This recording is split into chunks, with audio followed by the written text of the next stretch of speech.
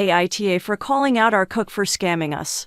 Story 2. AITA for telling my BF sister she'll never see my kids again. Story 3. AITA for telling my mom to not expect a Mother's Day gift from me.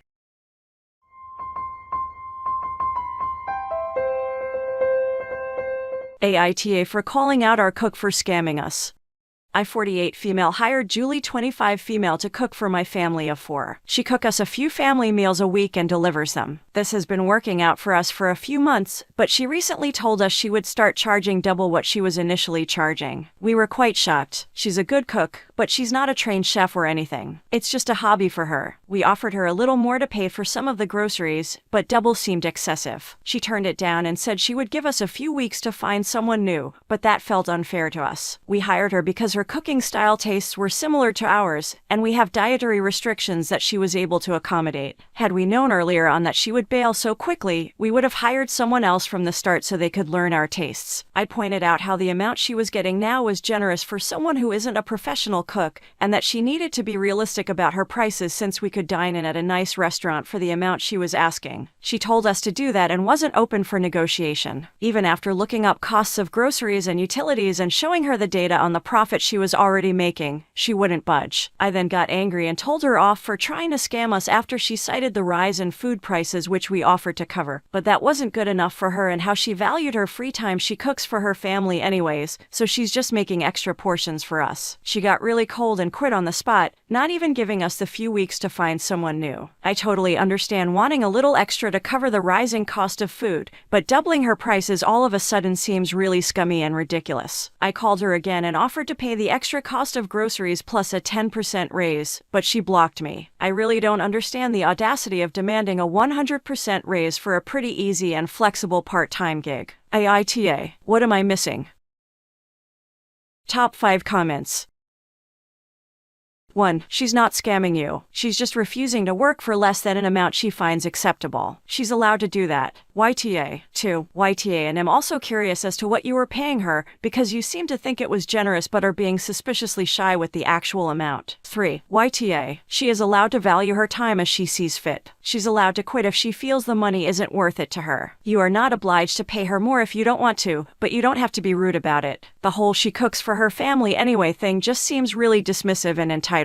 4. I see 2 possible explanations. 1. Julie has discovered these past few months that the job of prepping and delivering your meals is taking more time effort than she originally planned and is adjusting the prices accordingly. Or 2. She is charging you the shitty customer fee, i.e., this person is unpleasant and I don't want to interact with them for less than this amount. Either way, she provides the service, therefore she sets the price. YTA for being condescending about she isn't a professional cook, whatever that means. 5. YTA. She sets her prices. That isn't a scam and she isn't obligated to make you cheap extra portions simply because she cooks for her own family. You pushed and she quit. She doesn't want to cook for you anymore unless you meet her price, and now not at all because you acted like TA.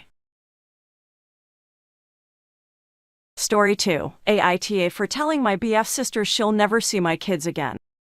I, female 24, have 2 kids, male 4, female 2. Me and my boyfriend, male 25, have been together for 3 years, and before me and him even started talking, I told him I had a son. He didn't have a problem with it and even became a very good father figure to my baby. His sisters didn't approve of it though and said my boyfriend should start a family with someone that doesn't have a family already. I can agree with them to a certain extent, I guess. His mom had a party for his family and said she wants him to come and bring me and the kiddos. We're at the party and it's kids everywhere, all the grandkids, cousins, nieces, nephews, all that. Fast forward, after dinner everybody's chilling. My boyfriend is outside with his cousins taking a walk, lol, so I'm pretty awkwardly sitting on the couch. One of his sisters come up to me and ask to get the baby and ask her if she wants juice. I let her go and my son tells me he wants juice too, so I say you better hurry and catch them. My son comes back, tears in his eyes and no juice. She told him no but gave juice to my daughter. I decided to just leave it alone and get the juice myself. Well, this continues to happen with chips, candy, toys, everything, so eventually I get fed up and pull her to the side to talk. I ask her about it and she says it's because he's not her nephew and my daughter is. This turned into a screaming match and his other two sisters coming in and putting their 2 cents in. It turns into an even bigger thing and one of the sister launch at me. Now I'm going at it with 3 people. It gets broken up and I tell them to never contact me again and she won't ever see my baby. I tell my boyfriend let's go and he leaves without asking questions. I talk to him about it and my boyfriend sees why I said this and agrees with me, but his mom is coming at my neck. AITA. Top 5 comments. 1. NTA. They don't get to pick and chose like that. Good job standing up for it and excellent job by the BF for standing by you. Imagine trying to explain to a child something that petty. 2. NTA. People like that suck. Who cares if the child is related to you? Any kid in my home who runs up to me and asks for juice can have a damn juice box. I don't like that it had to be a screaming match because your poor kids are probably a wee bit traumatized, but you did what you had to do. And no, I would not be bringing my kids around those people anymore. 3. NTA. Stepkids are a package deal. If she won't accept your kid because of some archaic notion of blood relations, she won't accept you. This also means she doesn't respect her brother or his life choices. She is toxic. And relationships aside, what kind of adult refuses to give a 4-year-old juice, no matter who their parents are or aren't? If I had some juice and some random 4-year-old asked for some, I'd give it to them some after the whole ask you mom stuff, of course. To me, this screams deep-rooted toxicity. She needs therapy. She would be Tia even if she didn't know you. 4. NTA. They're rude as hell. My mom already had me when she met and later married the man I call dad. He raised me and did so much for me, so did his family. Treating kids bad because of something that isn't their fault is evil. They're evil. They're the e-holes. 5. NTA. How could his sister be so cruel to a 4-year-old baby? What the EFF is wrong the whole family that they thought this was okay. I mean shit, I wouldn't treat a child that showed up to my party uninvited this way. Story 3. AITA. For telling my mom to not expect a Mother's Day gift from me. My mom got a job when I female 14 was 6. She works as a teacher's aide and she said it would be a good thing because she's off after school and during breaks, and it was okay at first. Then she would stay after school to tutor her students and would ask my grandparents to pick me up and watch me for an hour after school. No big deal, it was only an hour. Then she started a tutoring business after school and was busy after school until 7-8 at night 6 days a week. My grandparents said they couldn't watch me for that long, so she hired a nanny. My mom somehow became more absent after that. Then she fired the old nanny and got a live-in nanny because she was too tired to spend time with me or take care of me after work. She also never took a day off of work for me. She once took a morning off when I was 11 because I was getting surgery. Then the second I was allowed to go home, she left me with my nanny and went back to work. She didn't show up to most of my birthday parties, school plays, talent shows, or even my middle school graduation. My nanny was the only person who showed up for those things. My nanny's birthday just passed and I got her some earrings from Pandora, a couple bath bombs, and an eyeshadow palette. My mom saw the earrings and told me she wants me to get her those for Mother's Day. I told her she shouldn't expect a Mother's Day gift from me since we're basically roommates at this point. She yelled at me for disrespecting her about how she provides for me and pays for my nanny, and we haven't spoken since. I'm starting to feel bad, so I wanted to know if I was the e-hole. Top 5 comments.